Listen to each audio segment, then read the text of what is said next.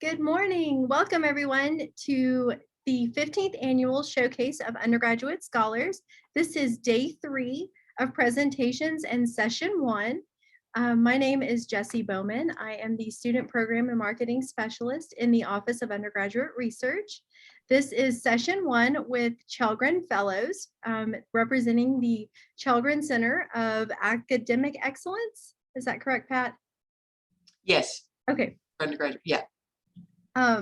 And a little housekeeping. This presentation is being recorded. All of the videos will be uploaded to the YouTube channel next week, and I will gladly share those links with you.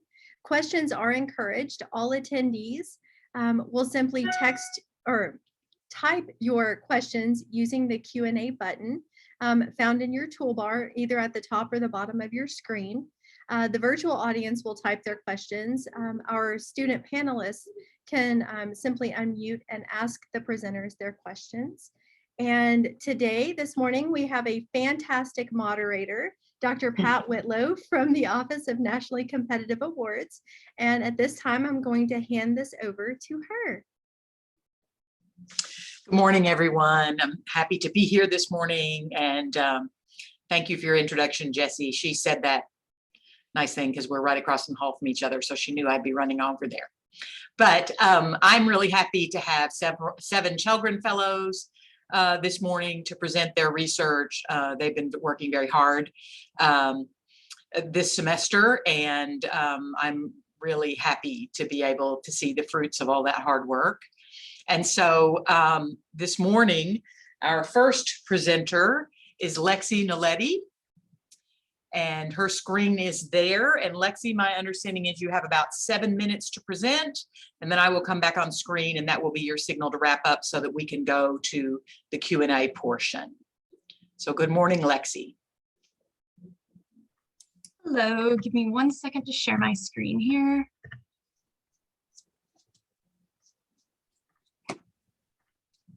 Okay. Hi, everybody. As Dr. Whitlow said, my name is Lexie Noletti, and I'm a sophomore neuroscience major in the Chellgren Student Fellowship. This semester, I had the privilege of researching with Dr. David Rogers in the Department of Cellular and Molecular Biology. Our lab studies the insulin-degrading enzyme, also known as IDE. Of course, my project and the research I am presenting today are just a small piece of the much larger initiative to understand IDE and its function. Insulin-degrading enzyme is a widely expressed protein responsible for breaking down substrates, such as insulin and the amyloid beta peptide, which are both associated with human disorders, specifically Alzheimer's disease and diabetes. We want to know how IDE gains access to these substrates, as insulin and A beta are thought to be hydrolyzed in membrane-bound cellular compartments known as endosomes, while IDE is produced in the cell cytosol. Figure 1 on the left side of my poster diagrams IDE's location relative to its substrates. In this diagram, insulin is represented by the green circle, which is intact in the early stage endosome, but has been digested in the late endosome, shown below. We hypothesize that IDE binds to a phosphatidylinositol phosphate lipid, or PIP for short, which is embedded in the membrane of the endosomes. A model of IDE bound with the PIP is shown in figure 2. The PIP we have been using is called GRO-PI4P, and the chemical structure of its head group is shown on the bottom left of my poster in figure 3.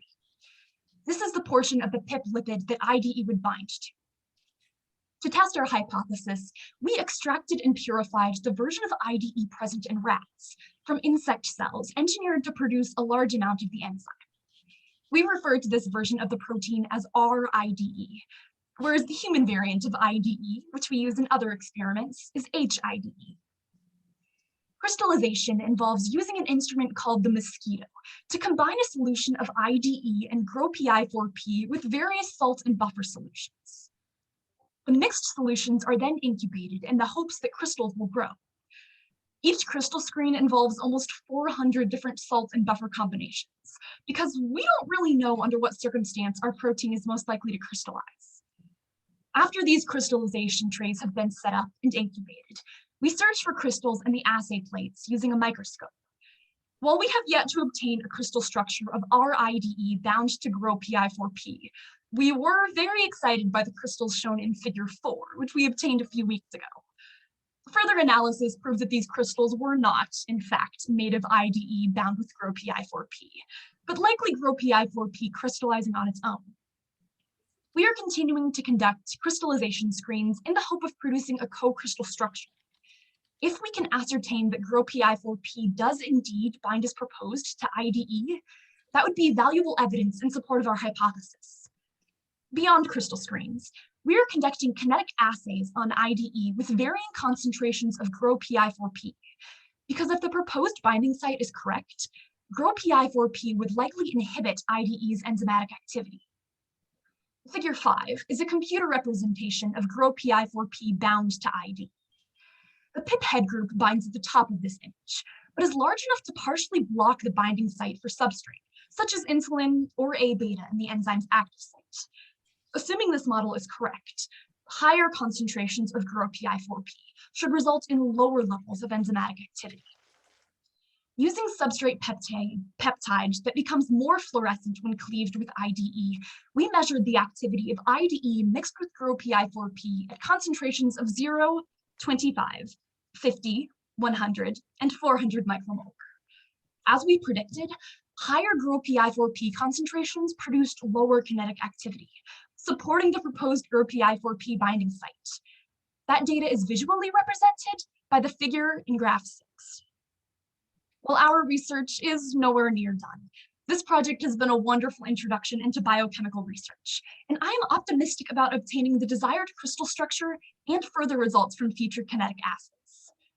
This project would not have been possible without the help of Unsuk Song, who produced our proteins, Adita Kona's docking studies with GRO-PI4P, Mohammed El Aziz, who assisted with crystallization and kinetic assay efforts, and of course, Dr. David Rogers, my wonderful research mentor. I believe he's here today, so hi, Dr. Rogers, thank you. Finally, I want to thank all of you for your attention and time. Now, I believe we have some time set aside for questions and answers, so are there any questions I can answer regarding this research? I have a question, but I don't know. Are there questions in the chat box, Jessie? I do not see them at this time. No, I don't see any, but it does take just a little bit of time for the question to appear. Uh-huh.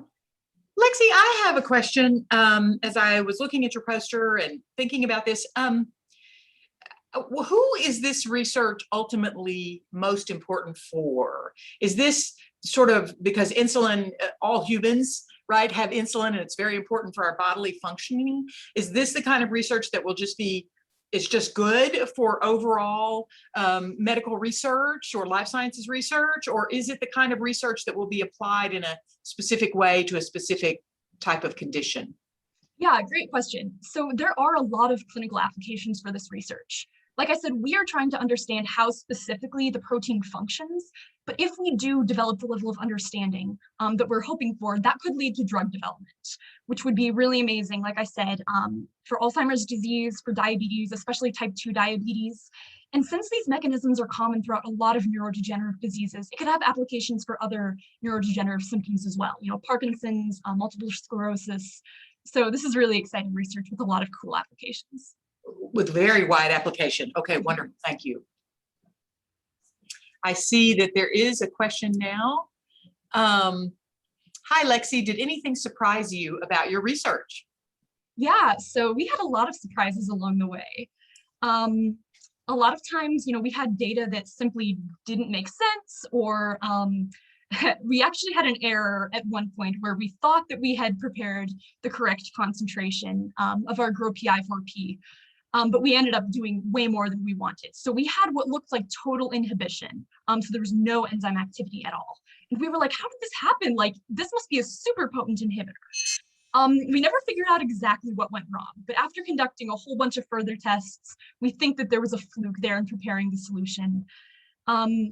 Crystal structures, we also, the one that I showed in that poster, we were thrilled to get that one, and then it turned out not to be the crystal that we wanted. We found that out after we shipped it off to Chicago for further analysis. The there's a synchrotron lab there where we collect some of our data, and that proved that it was not the IDE we were looking for. But it was really cool. We didn't know that ROPF repeat could crystallize on its own, and that's what we think happened there. If there are students, I think where there's another question here, but if we have other oh no, you got that one, I'm sorry. If there are other questions from other Chellgren fellows in the group, you may unmute yourself to ask your question.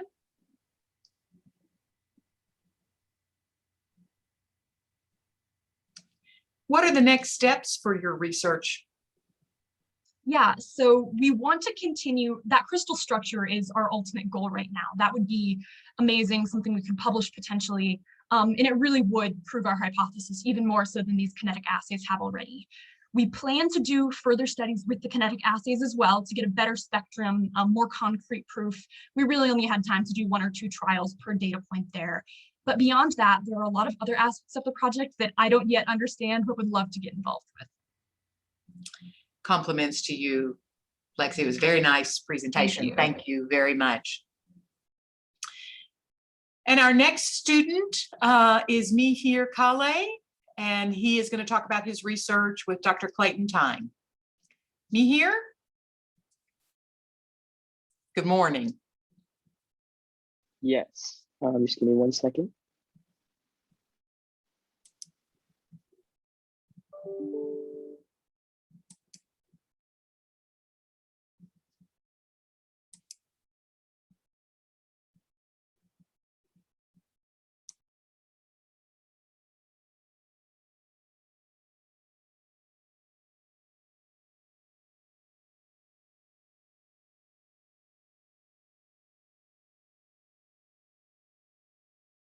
Perfect. So hi, my name is Mihir Kale. I'm a sophomore studying political science, and this past year I had the opportunity to chair of the political science department and coup d'etat expert and scholar, Dr. Clayton Tyne, on the relationship between education and coups d'etat. So a coup is defined as the illegal and overt attempt to overthrow a sitting executive by the military or other elites in the state apparatus, and more than 44 coups d'etat have occurred in the past decade, most recently in Myanmar in February. Coups have a lot of different implications. They often hinder a state's democratization, economic development, and there are sometimes signs of a more serious civil conflict. Past scholarship on coups has shown both the things that determine whether a coup occurs and different factors, as well as their impacts on different processes within a state. Different determinants of coups include things like ethnic relations, the legitimacy of a regime, and democracy. And coups often tend to occur in autocracies with low socioeconomic development and political instability. Dictators are also more able to directly grievance coup plotters, and while democracies can implement a better system of checks and balances. And so while we've studied all these different determinants and factors, one factor that has not been studied previously is education. And education has a effect on conflict. And so this study aimed to explore whether that pacifying effect also translated over to a coup. And so the question that we were investigating was whether education impacted the likelihood of a coup d'etat. And so the theoretical framework that a coup and coup plotters operate within sort of hinges on these 3 different factors. The first is the social and monetary costs of a potentially failed coup. The second is the disposition and incentive to actually organize the coup. And then the third is the ability of coup plotters to overcome physical barriers of coup organization, whether that be personnel or resources. And so with these 3 sort of pillars and factors together, plotters are more likely to organize a coup when things like disposition are really high and to overcome these barriers, and support is kind of low, while plotters are less likely to attempt a coup if the incentive is very low, but costs and ability to overcome these barriers is quite high. So with this, we theorize that there are 4 separate mechanisms that education sort of decreases or affects the likelihood of whether a coup will actually occur. The first is that education is an essential human right, and provision adequate access means that citizens are more content with the regime and therefore are less incentivized to overthrow it, a potential coup. The second is that education increases citizens' awareness of this, creates a more tolerant populace, that is not factualized by differences. And so if there's ethnic tensions at the root of a coup, for example, this dissuades that from actually occurring. The third is that education catalyzes civic engagement and increases citizen government processes. So if a coup had occurred, it would both personally harm citizens' work and it would also harm their support of the government.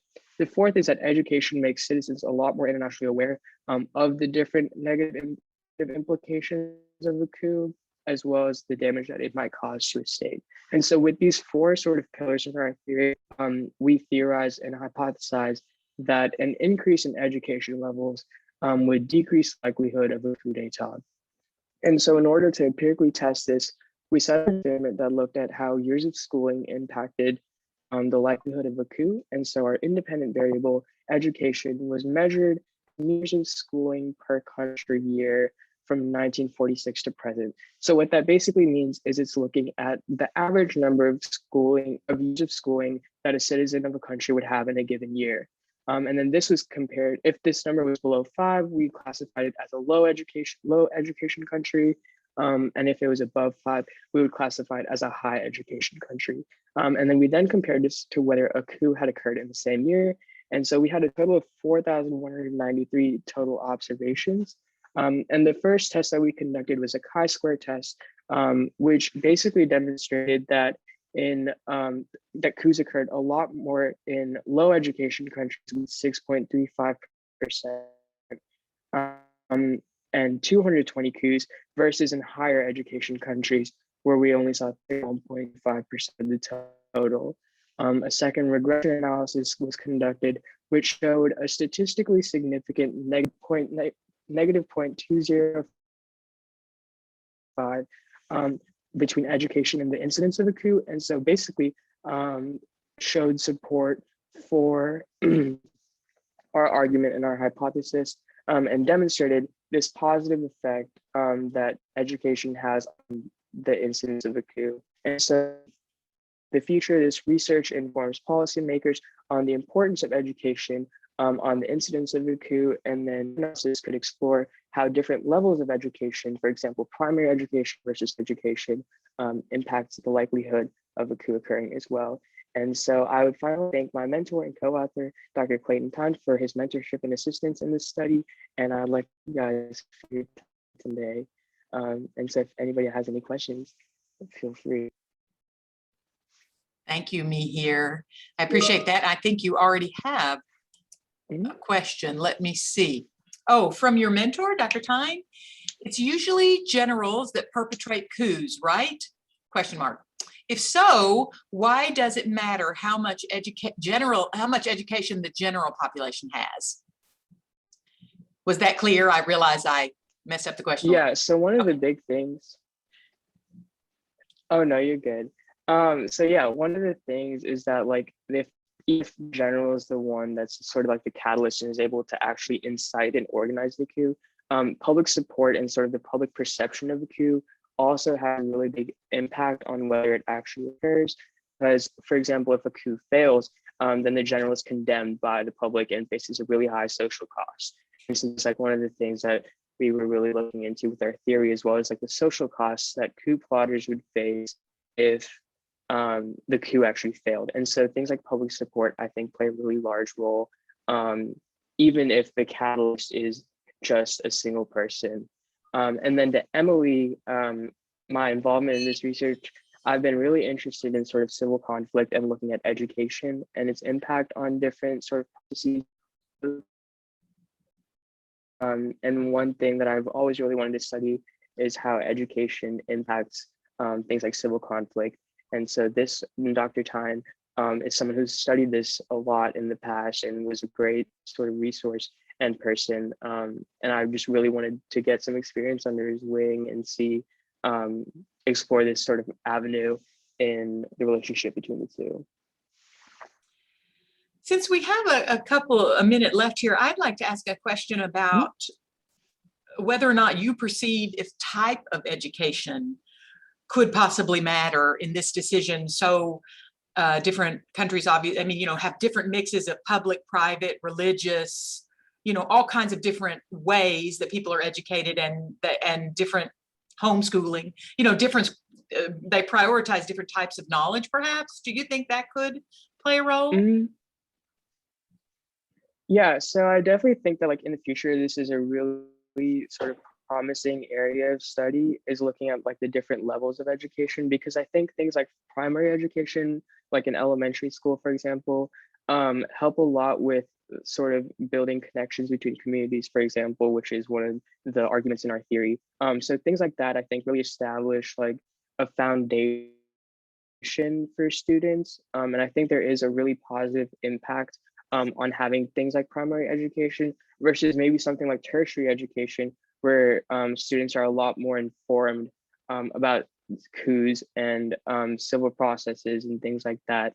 And so it will be really interesting to see like the impact of primary education versus secondary education versus tertiary education on coups, because I think each one or each tier has a different sort of positive impact on a student. And so just understanding that nuance, I think, is a really promising area of study that I think is super interesting. Wonderful. And I hope you're going to get to continue your work in this area. And again, I'd like to congratulate you in front of everyone on receiving a critical language scholarship to study Swahili this summer. And I know you will be doing that virtually, but it will be very intensive. So congratulations to you, Mihir. Yeah. Thank you so much. All right. The next person who will be presenting their research is Jennifer Rodriguez. Here, I need you to stop sharing your screen, please. Okay, thank you. Hello, Jennifer. I will turn it over to you.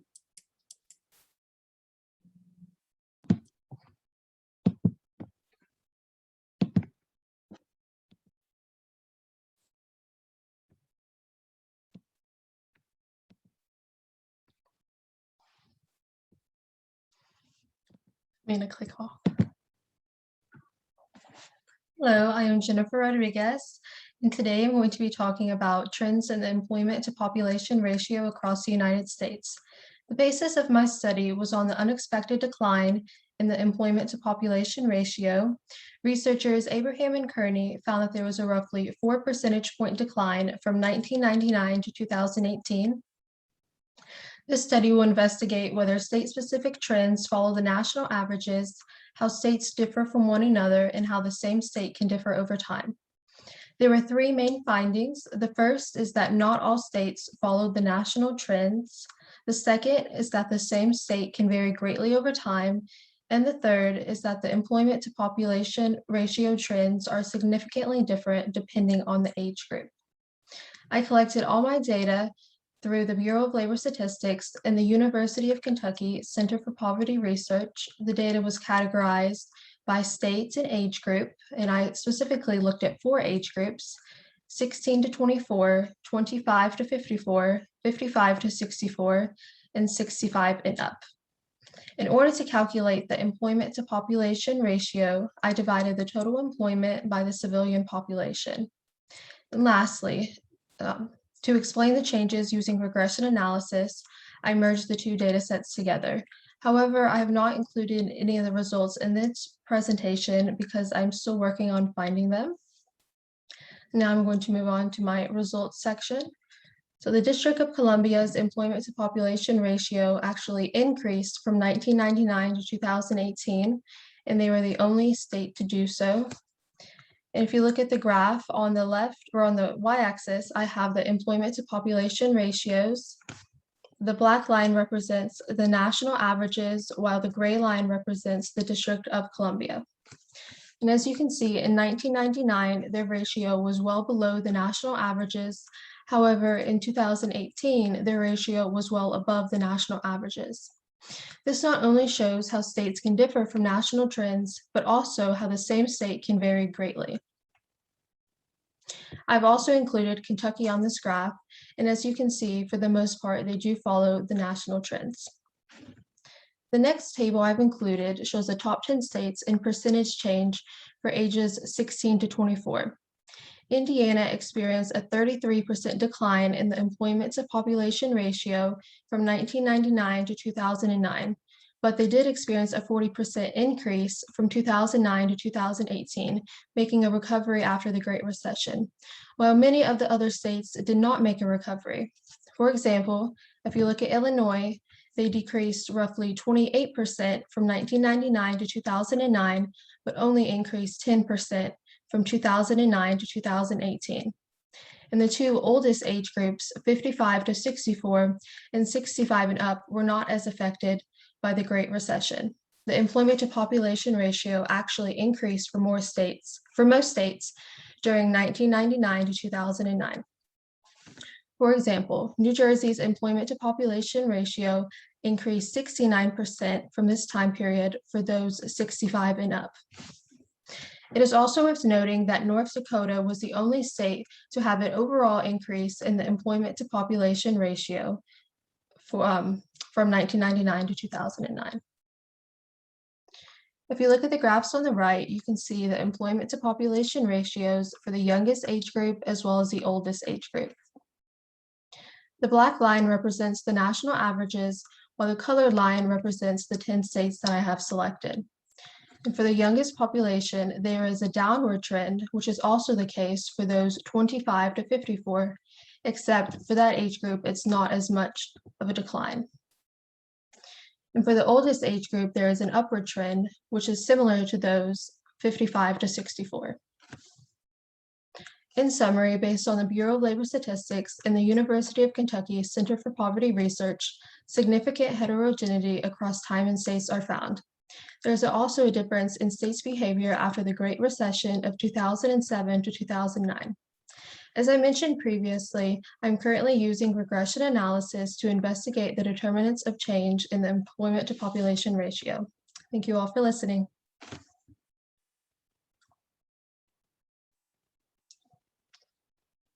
And now let me see if there's any questions. I have a question. Does this kind of data, does it tell you about the overall health of the economy? Is that what it's helping us understand? Yes, it is talking about the overall economy. And what's really the most surprising, like I've mentioned, was just how it has been declining. And so for further research, I'm going to look at like why that did happen. Before I started, I did read a research paper though, and the two results that they found that was most significant to the decline was import competition from China and then automation. Okay. I think there, can you see that question at the bottom there from Jennifer? Hi, Jennifer. Oh, from Emily? Yes, I see it. I'm sorry, yeah, from Emily. It says, do you know why Indiana recovered better than other states in the 16 to 24-year-old age range? So for that, I'm not quite sure.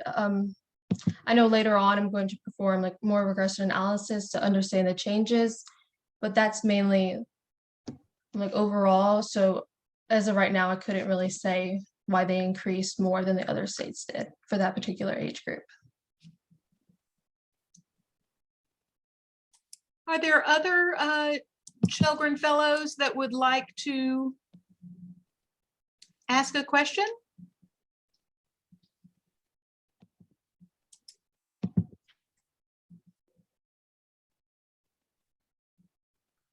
Jennifer, I have a question for you.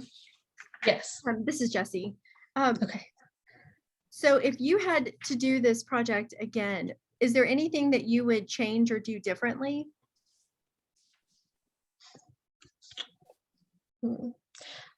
Well, I guess I would just like to spend more time, since I haven't really got to that as much yet, on why they have been, why the employment to population ratio has been decreasing.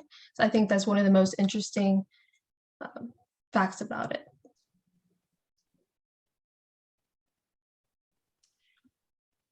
And I have one other question, Jennifer, just because I'm looking real quick, I don't see it.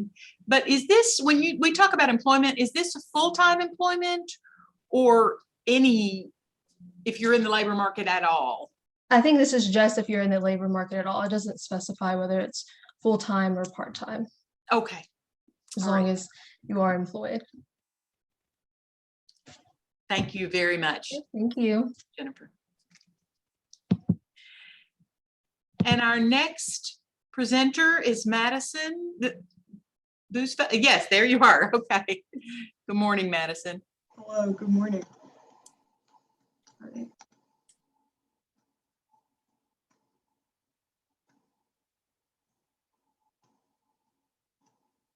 Okay. Hello, my name is Madison Boosveld. I'm a neuroscience and psychology major. My research mentor is Dr. Adam Craig, and today I'll be talking about the effects of vertical orientation on discount functions and visual attention in intertemporal choice. So first off, what are intertemporal choices? Well, intertemporal choices involve a trade-off between time and some sort of future reward, and oftentimes it's between time and money. So an example of an intertemporal choice would be expedited shipping. Are you willing to pay more to get your package here in a quicker amount of time? Another example would be your retirement plan. Are you willing to allocate more of your paycheck towards your 401k, so ultimately when you do retire, you'll have more in your retirement fund? So ultimately, these intertemporal choices involve either paying more for an immediate reward or paying less for a delayed one that comes longer away. So what are discount functions? Discount functions are essentially a way to quantify your intertemporal choices. Say compare your preference for an immediate smaller reward against your preference for a larger delayed one. So the lower your discount rate, the more willing you are to wait for that larger reward. And there are a variety of factors that can influence your discount rates, but the one that we studied was orientation.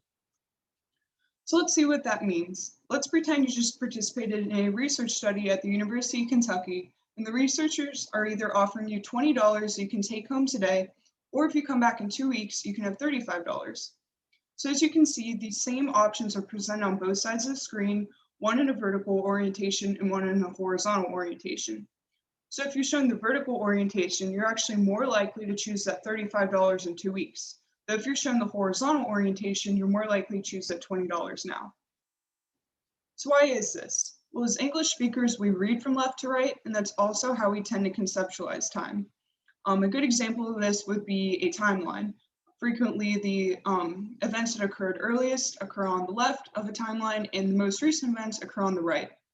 So because horizontal orientations are consistent with how we view time, when we're presented an intertemporal choice in a horizontal orientation, we tend to pay more attention to the aspect of time. So our research consisted of 2 studies. In the first one, we looked at whether vertical orientation results in a less preference for that immediate smaller reward and a lower discount function. And just as a reminder, that lower discount function means that you're more willing to wait for that larger reward. This study consisted of a between subjects design in which each participant made 30 choices, and all those choices were either presented vertically or they're all presented horizontally. And each choice offered either $25 today or between $30 and $110 after 10 to 510 days. So here's an example of what participants actually saw on screen during the experiment. And then our results showed us that in a vertical orientation, participants were more likely to choose that larger delayed reward. We also found that the discount rate for the vertical orientation was lower than the horizontal, which suggests that when options are presented vertically, that larger delayed reward does not appear to be occurring as far away as in a horizontal orientation. So in our second study, building upon this, we looked at whether more attention is paid to the time aspect in that delayed reward in a horizontal orientation. So this study consists of a within subjects design in which each participant made a total of 60 choices. 30 of those choices were presented vertically and 30 of them horizontally. Like the first study, each of them offered either $25 a day and between $26 and $54 after 7 to 200 days. And this study also used an eye tracker to determine how much attention participants paid to both the time and the money aspects of each option. So here's an example of how the eye tracker works. So each of these blue boxes denotes what's called an area of interest. And as you can see, they fall over the money and time aspects of each, the immediate and the delayed option. On the right, you can see what the results of the eye tracker actually look like. It's kind of like a weather forecast. So the eye tracker measures at a rate of 120 times per second where someone looks at the screen. So as you can see in the horizontal orientation, participants paid most attention to the time aspect of the delayed reward. So our second study replicated the results of our first one in that we also found a lower discount rate for the vertical orientation. In addition, we found that in the horizontal orientation, participants paid more attention to the time required to save the larger reward, although in the vertical orientation, participants paid more attention to the amount of money they would receive after waiting that larger amount of time. So just to summarize my results, in a horizontal orientation, you're more likely to choose a smaller immediate reward and you're paying more attention to the time aspect of decisions. In a vertical orientation, you're more likely to choose that larger delayed reward and you're paying more attention to the monetary aspect of those decisions. So ultimately, because we conceive of time as occurring on a horizontal axis, when we view intertemporal choices in a horizontal orientation, we pay more attention to the time aspect that it will take to receive that large amount of money. And this increased awareness of time is associated with an increased likelihood to choose that smaller immediate reward. In contrast, because vertical orientations are not consistent with how we view time, we tend to pay more attention to that money that we'll receive after waiting a larger amount of time. Ultimately, this research has implications for advertisements. Specifically, it would be great for looking at different ways to demonstrate retirement plans. I'd like to thank everyone for watching my presentation. I'd also like to thank the Chellgren Center for their support and of course my research mentor, Dr. Adam Craig. And at this time, if anyone has any questions, I'd be happy to answer them.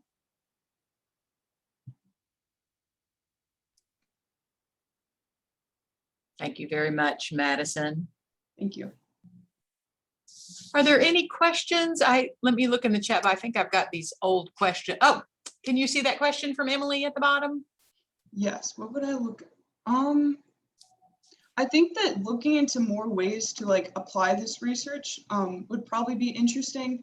And then I've actually had another question. Someone asked about non-English speakers, how they would conceptualize time. I think it would look at, I think we'd have to analyze like how they tend to conceptualize time and see if the results of the study would also work for people who speak other languages.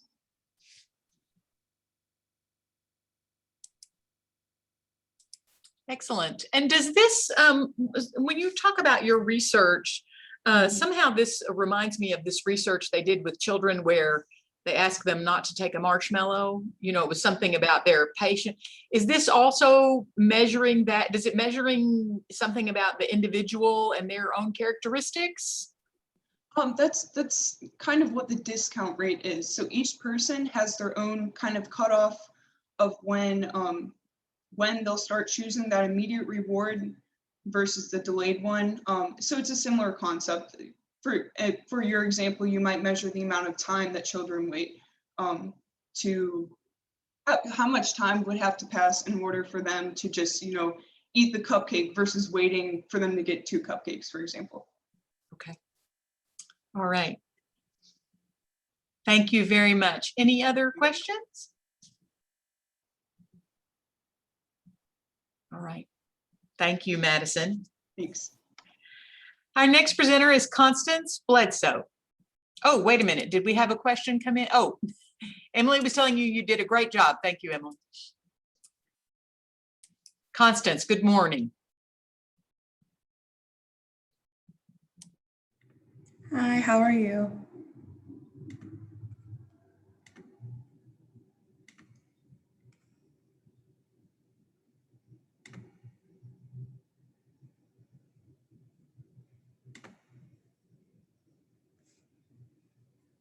Hi, everyone. My name is Constance Bledsoe. I am a sophomore double majoring in neuroscience and psychology in the College of Arts and Sciences.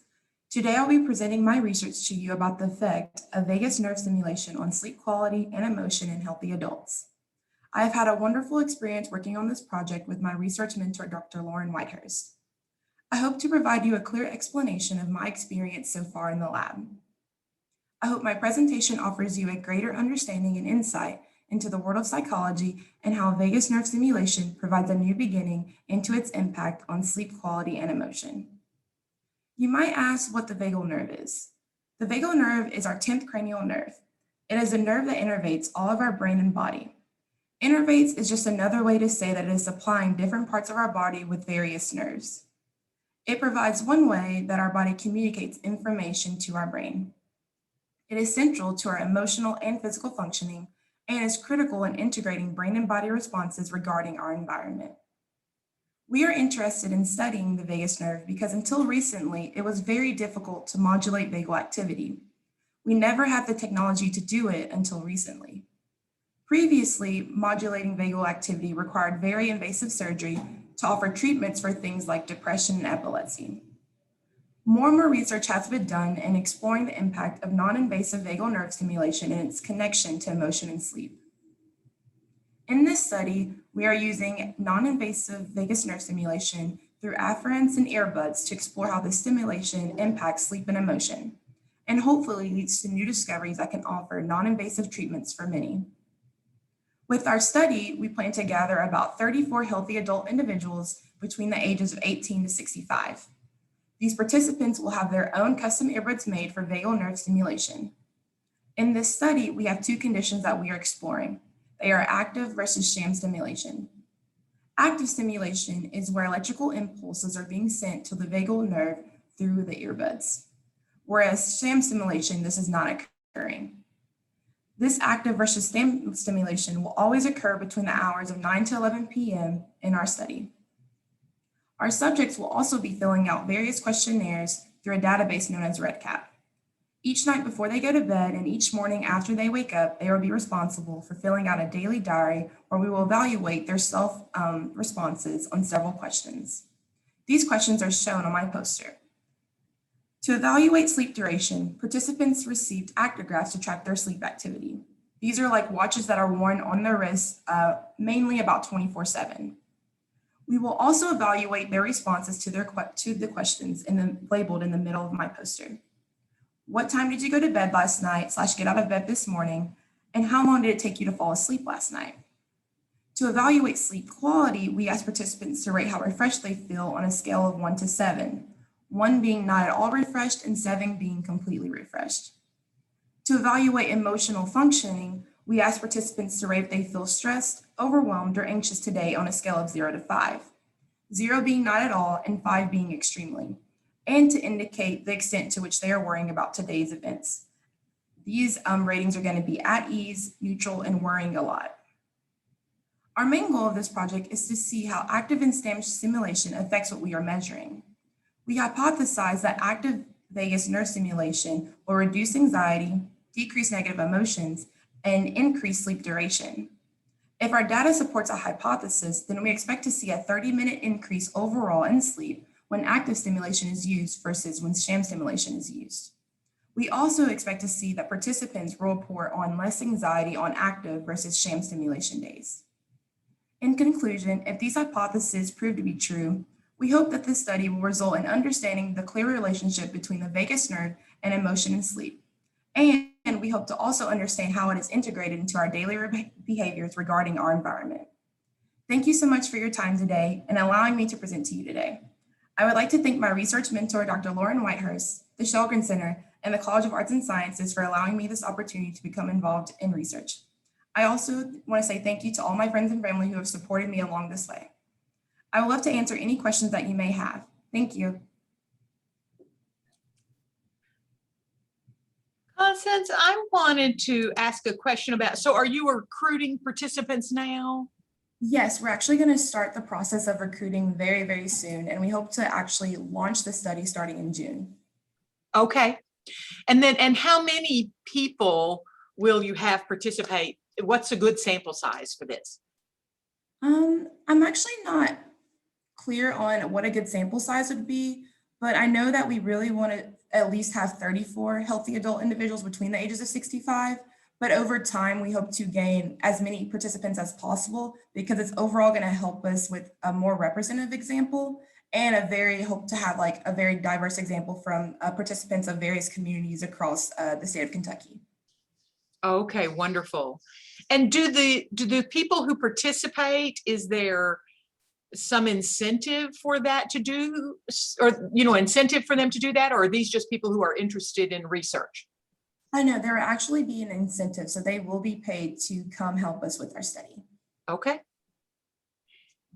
So maybe I'll come and lay down and sleep for you. Yeah, sure.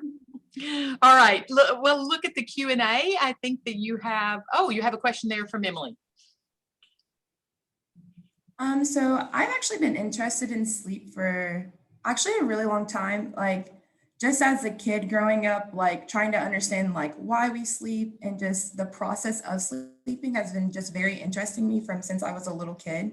And just understanding like how like emotion and stress and anxiety play into sleep and how that affects our sleep schedules and cycles, especially in regards to like, for example, like during the COVID-19 pandemic, like how like all these stress related anxieties and like worries that we have, how that has triggered people to like have less sleep, but also just taking into account like how our environment affects us as well.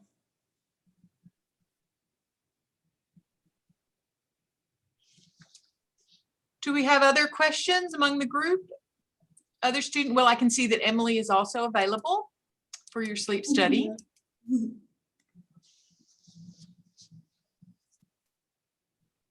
Do you anticipate that this will go through into the fall? It sounds like you have a long-term plan for this project. Definitely. I definitely participated for at least like for the fall and definitely the spring as well, and potentially maybe even next summer. Okay. Wonderful. Thank you very much, Constance. Good luck with this as you prepare to launch it. Thank you so much. I really appreciate it. All right, our next presenter is Marley Armstrong. I'm sorry, I can't read my own handwriting. Forgive me, Molly. Good morning. Okay, good morning. Let me go ahead and share my screen. Okay. Perfect. All right. Hello, everyone. My name is Molly Armstrong, and I'm a sophomore here at UK studying neuroscience. This semester, I've had the wonderful opportunity through the Chellgren Fellows Program of working with Dr. Sharon Walsh. Dr. Walsh is the principal investigator on the Healing Communities Study, which is a randomized trial going on throughout Kentucky with the overall goal of implementing evidence-based practices throughout community level interventions in Kentucky with the overall goal of reducing overdose deaths in Kentucky. So one of the strategies that we are able to use is implementing safer prescribing practices throughout Kentucky, which brings me to my interests today. So I would like to discuss opioid prescribing practices versus guidelines in rural versus urban counties of Kentucky. An early factor leading to opioid overdose deaths in rural Kentucky was risky prescribing practices promoted by aggressive marketing strategies for OxyContin by Purdue Pharma. OxyContin is a Schedule II controlled substance with highly addictive properties and a high risk for misuse and diversion. And so this kind of marketing was incredibly unprecedented for an opioid of this kind. And we started to see that prescriptions were shifting from cancer-related pain to include more chronic and acute pain conditions. And so as we saw that opioids were getting into the hands of more people, we also saw that the incidence of opioid use disorder and overdose rates in Kentucky also increased in turn. And so this started in rural Kentucky and later spread to urban Kentucky and in urban areas. And now we see that this opioid crisis has transformed to include illicit fentanyl as the primary driver of overdose deaths in Kentucky. And so it's important to analyze now to see how opioids still have gateways into communities in Kentucky to see how we can target interventions to decrease this. So the objective of this project is to examine opioid prescribing practices and how they differ in rural versus urban counties participating as Wave 1 communities in the Kentucky Healing Communities Study. So in order to do this, we looked at 6 different measures and analyzed the statistical difference between 4 different rural counties and 4 different urban counties. The first measure we looked at was the rate of opioid prescriptions per 100 residents. This was an important baseline measure just to see if we had opioids going into communities in a higher rate in rural areas versus urban areas. And as you can see here in this first graph right here, I'll kind of point it out, we see a higher rate of opioid prescriptions in rural areas. However, this difference is not actually statistically significant. The second measure we looked at was opioid prescriptions from multiple prescribers or pharmacies. This measure was chosen because House Bill 1 mandates usage of Kentucky's prescription drug monitoring program called CASPR, which stands for Kentucky All Scheduled Prescription Electronic Reporting. So the goal of this program is to make sure that doctors and pharmacists actually check to see if someone has an opioid prescription before dispensing a prescription to them. So for instance, if I'm a doctor and I want to prescribe an opioid to someone, I would check this system to see if that person already has an existing opioid prescription. Additionally, as a doctor, this holds me accountable to make sure I'm not leniently prescribing opioids. And so theoretically, since CASPR usage is mandated, this number should be very close to zero if CASPR is being used properly. We then looked at percentage of initial opioid prescriptions over a 3-day supply. This measure was chosen because of House Bill 333, which limits the prescription of Schedule II drugs to a 3-day supply for acute pain treatment. And so once again, although there was not a statistically significant difference here in the rates, theoretically, since this is mandated by legislation, this rate should be zero for both rural and urban areas. We then looked at high dosage prescriptions. This was defined as exceeding 90 morphine milligram equivalents. This unit is often used for opioid concentration because it actually standardizes all opioid drugs down to morphine, so it provides a good basis of comparison when looking at different opioids. And so the CDC actually advises that opioid prescriptions should seldomly exceed 50 morphine milligram equivalents and really never exceed 90 morphine milligram equivalents. So once again, even though there's not a statistically significant difference here, we really shouldn't see any prescriptions exceeding this 90 morphine milligram equivalent baseline. We then looked at initiating opioid treatment with extended release or long-acting opioids. And this measure was chosen because the CDC once again advises that prescription should really only be initiated with initial release opioids rather than extended release or long acting, because these do have a higher risk for overdose and a higher risk for misuse and diversion. We then looked at overlapping opioid and benzodiazepine use for at least 31 days. This measure was chosen because there's evidence that suggests that overlapping or taking an opioid and a benzodiazepine at the same time can actually increase someone's risk for overdosing from that opioid. And the FDA does mandate that there needs to be black box regulations on benzodiazepine prescriptions that states that these should not be taken with opioids. And so once again, even though the difference here is not statistically significant, we really shouldn't be seeing this at all. And so looking over this data, it's easy to see that there are not statistically significant differences between rural and urban prescribing practices based off of the 8 counties used here. However, we can see that there are quite a few disparities between policy guidelines and actual prescribing practices here in Kentucky. And so this allows us to better understand the current opioid epidemic and how prescription opioids still have gateways into communities and contribute to the current epidemic. One potential limitation of this project was that we did use a relatively small sample size of only 8 counties. This was due to the nature of the study being from, and the counties selected being from, the Healing Communities study, which only looks at these wave 1 communities at a time, and we are unable to compare wave 1 to wave 2 due to the randomized nature of this trial. And before I open up the floor for questions, I would like to thank the Healing Communities study for allowing me to jump in this semester.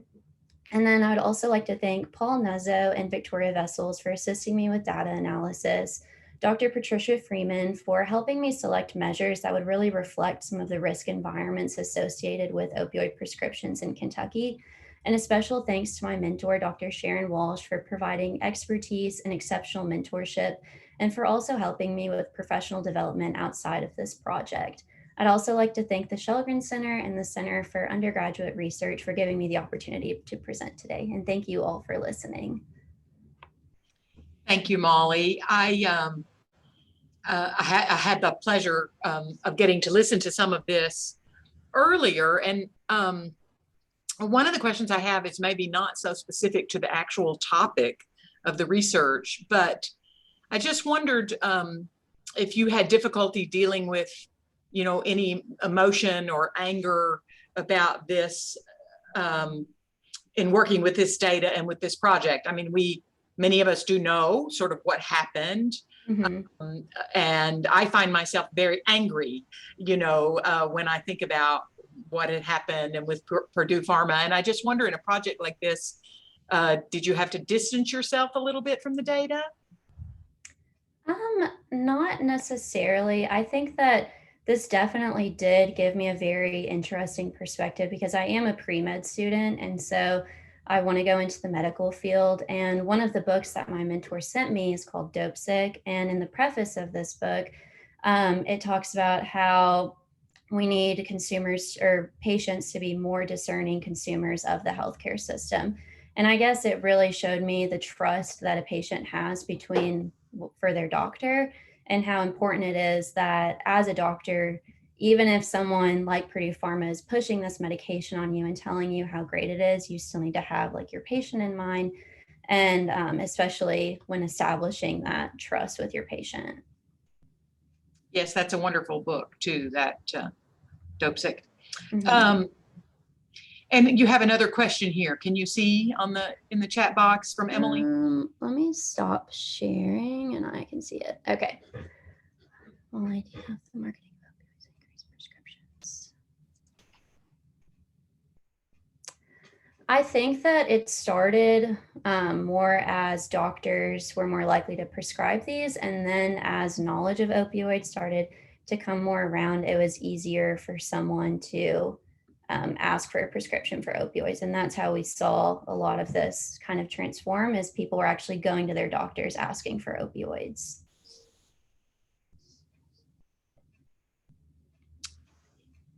And do you have a sense in the healing community's work? I mean, this is a multi-year project, right? It's going to go on for some period of time. And I know there's some clinical aspects, and, you know, it has a range of things that it's doing. Are they starting to see sort of change in the opioid? Do you get a sense of, is it From getting what I better? can Is it getting worse? see, I mean, I want to be careful with what I Of course, say here, but yes. And I mean, the point of the study is to look at wave 1 communities versus wave 2 communities, and to kind of use wave 1 communities as a basis for comparison for the wave 2 communities. And so as I've been sitting in on weekly meetings, and we can see a whole lot of progress and a lot of really great work being done by the Healing Communities study. Well, that's hopeful. It is. Thank you for amazing to watch it happen. Wonderful. What a great opportunity for you. Thank you for sharing that. Is there anyone in our audience that would like to ask a question? You can unmute yourself, or you can put it in the chat box. Thank you so much, Jennifer, for your work. And our, I'm sorry, thank you, Molly. Molly, I'm having trouble with your name this morning. I just don't know what is wrong with me. Bethany is our next student that's going to be presenting, and I'll try to get your name right, Bethany. Good morning. Good morning, thank you. All right, I'm gonna share my screen. Okay, so I'm going to give you a glimpse into the research that I've been doing the past semester regarding the impact of the aggression pheromone on parental care behaviors of nurse bees and Apis mellifera, better known as the Western honeybee. So my name is Bethany Ison. I'm a sophomore majoring in neuroscience and Spanish, and I have been working in the Richoff lab in the entomology department. So my mentors are Dr. Claire Richoff and a PhD student, Rebecca Westwick, and they have been absolutely awesome to work with this past semester. Here's my abstract, but I'm going to go ahead and break that down for you over the course of this presentation. So let's start with some background information about honeybees. You probably already know that honeybees are eusocial organisms, and that actually means that they have a very complex social organization where you have one reproductive individual, that's going to be the queen bee, and then you have a large number of non-reproductive individuals who actually collaborate in taking care of her young. Honeybees live in hives or colonies, and so within one hive, you're going to have a single queen, hundreds of male drones, and anywhere from 20 to 80,000 female workers. And then you'll also have eggs and larvae and pupae, which are like the developing bees. Honeybees communicate by releasing odors called pheromones.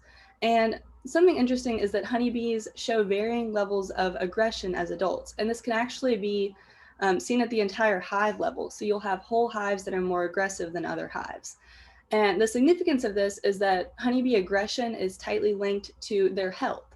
So we're hoping if we can better understand the mechanisms behind aggression, we can better understand honeybee health. And I will show you some visuals so that this makes a little more sense. Here's the honeybee life cycle. So we have honeybees developing from eggs, but also their jobs change as they get older. And so the main days that I want you to focus in on that are important to my research are the time that the bees spend as pupae, which is down here, days 4 through 10, and also the days that they spend as nurse bees, which are when they actually take care of the larvae. And you can see that right here, days 24 to 32. I said that honeybees communicate by releasing odor pheromones. And so here's a visual that shows several of those. There's a whole bunch that we haven't discovered yet, but the two that are relevant to my research are right down here, the worker brood feeding pheromone. And that is what larvae release when they want the nurse bees to come give them food or just to come check on them. And I will refer to that as the begging pheromone. The second pheromone that's relevant to the work that I've been helping on is the worker hive defense pheromone. And that is also called the alarm pheromone or the aggression pheromone. And that's what adult bees release when they notice some kind of threat and they want other bees to come help them out so that they can defend the hive. And you may be wondering, how do we measure aggression in hives? So this is actually done by something called an aggression assay, where you will take a baseline picture of a hive. You can see that in the before pictures. And then you'll put a tiny little bit of that aggression pheromone right outside the hive. And then you'll wait 10 minutes and take another picture. And so high aggression hives, you can see that right here, are going to send a lot of bees out to sort of investigate this threat and defend the hive. Whereas low aggression hives, they're not going to send many, and sometimes the bees even come back inside because they get scared. And there's actually a lot of reasons why aggression varies between hives and also individual bees. It has to do with their genetics, the environment, the history that the hive has had of experience with different threats. And we actually believe that changes in aggression depend on how larvae were treated and sort of like how nurse bees reacted to them, how often they fed them, sort of their whole experience as a larval bee. And so the whole experiment was actually run before I joined in. I've been helping with data collection, so I'm going to go ahead and explain what Rebecca Westwick did. So this was her project. The idea behind it is that there is some sort of interplay between this begging pheromone that the larvae release and the alarm pheromone that's sort of just present in the hive at different levels. And so our hypothesis is that receiving the aggression pheromone alters how these nurse bees perceive the begging pheromone, possibly through something such as inhibition. So they experience the alarm pheromone or aggression pheromone and are less likely to go check on the begging pheromone larvae, or through priming. So they receive the alarm pheromone and then are even more likely to go check on the little larvae who want to eat. And so the experiment has 3 different treatments. Essentially, first off, we set off observation hives. And so the cells in those hives are either empty, they contain a larva, or they contain a larva with added begging pheromone. The second treatment is that we have hives of different baseline aggression levels. So we took the nurse bees out of 6 high aggression hives and put them in observation hives, and we also have 6 low aggression hives. And the third treatment is whether the hives received the aggression pheromone or the mineral oil, which were introduced via a vent. And so we have video recorded both trials, so that's the aggression pheromone trial and the mineral oil trial, of all 12 of these observation hives. And then I have been working on the data collection. And so what that means is that I have essentially been watching all of these videos and monitoring particular cells that receive particular treatments in the hive. So I don't know what treatments they've received, but I know which cells to watch. And so I watch them each for 10 minutes each. And I record when and how often visits from nurse bees occur. And so I'll get something like this template, and we use red light because bees can't see red light, so it looks dark to them, which is how the hive would be. And I'm going to show you what a visit looks like on cell 8 right here. So we're going to go to the video. And if you can see my cursor, we're going to be looking right there. And so nurse bees are walking around, and then in just a second, you'll have one dip its head right there. That is what a visit looks like. So I watch particular cells, and then I look for when nurse bees dip their entire head, including their eyes, down in the cell, and that's how you know that they're checking on the larvae. So it definitely gets old after about a minute, but it's definitely important work too, because we need to figure out sort of how these pheromones are related and how honeybee aggression works as a whole. And so in the future, I'm going to work throughout the summer of finishing scoring up these videos, and then we will analyze the frequency and latency data. And finally, there's actually a follow-up study already planned that's going to further investigate sort of the specific modes of action and the specific aggression mechanisms. So these are my references, and I would like to thank you all for watching, and I would also like to thank the Chellgren Center as well as my mentors, Dr. Richoff and Rebecca Westwick. So do we have any questions? Thank you very much, Bethany. I'm still kind of stuck on the bees that get scared and go back inside. That would be me. But one of my questions is, so we have beehives that we maintain on campus. Do students help do that? Yeah. So I'm actually going to help do that over the summer some. The entomology department has beehives. I think they're off campus, but they're like UK owned and operated. I want to say we have maybe, it's either 13 or 30, which is a big difference, but it's one of those. So we have a lot of hives. So you'll have to be trained then on how to be a beekeeper, essentially? Yes, I'm excited. Wonderful. Yes, that sounds great. And I will look in the Q&A. What is the most difficult part for you? Okay, so I'm gonna say there's two different parts that are hard. One is that some of the visits will be sort of borderline where you can't really tell if the bee like dips its head all the way in or not. And so it's a lot of just judgment calls, honestly. And the second thing is probably that I'm staring at this like red fiery bee screen for hours at a time, just watching, trying to like stay focused on very specific cells. So it's, I don't know, it's kind of mentally taxing, but it's fun overall. That would be very hard, I think, just to concentrate, to continue to concentrate. Mm-hmm. And I have another question from Dr. Yaramchik. It says, we need more beehives. Research about wonderful bees is always wonderful and a very interesting presentation. Oh, thank you. So a compliment to you. And then Emily says she's scared of bees and she appreciates your bravery. Good job.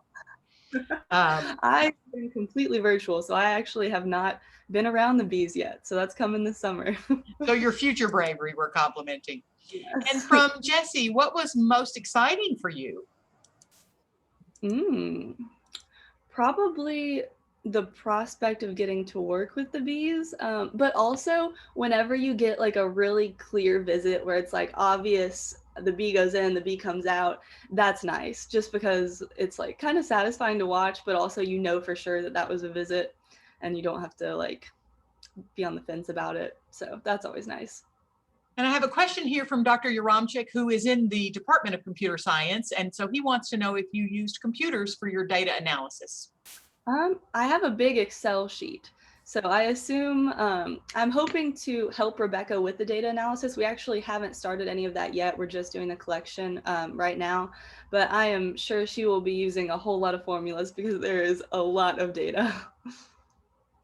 And ultimately this affects food crops and agriculture, and right, it has this larger context. Yeah. Right, economically and food production. And yep. Excellent research. Thank you very much, Bethany. Thank you. Jessie, I think I will turn it back over to you now. We have completed this Chellgren Fellow group, and my compliments to all of you. You did a wonderful job. Thank you so much.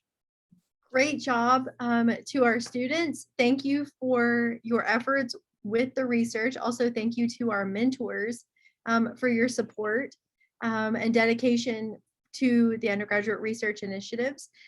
Thank you also to the Chellgren Center and to Dr. Pat Whitlow for being moderator extraordinaire this morning for session 1. And if you all want to stick around, session 2 starts right here at 11:30, and that session includes research topics in education and honors.